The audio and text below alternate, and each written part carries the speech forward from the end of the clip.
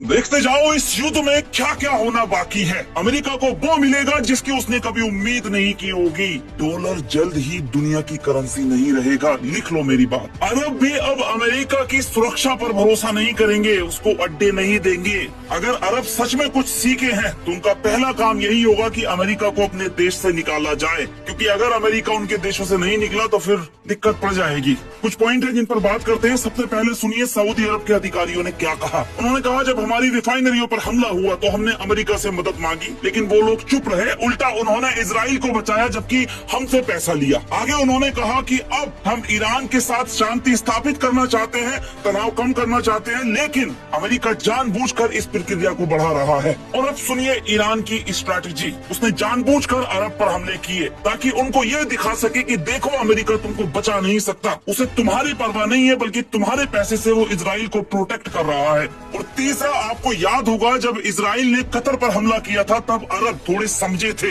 तब सऊदी ने तुरंत पाकिस्तान से मुआहिदा कर लिया था। उसने कहा कि अरे बाप रे, अमेरिका तो इजराइल को नहीं रोकेगा, पाकिस्तान से कर लो। और अब फिर से वही समय आ गया है जब अरब खुद अमेरिका से पीछा छुड़ाने में लगे हैं। और अगर अरब सरकार ऐसा नहीं करती तो वहाँ की जनता जल्दी ही अपनी सरकार के खिलाफ होगी। अगर अरब इस युद्ध से नहीं सीखे तो फिर उनकी तय है। बाकी आप अपनी राय दे सकते हैं। जय हिंद।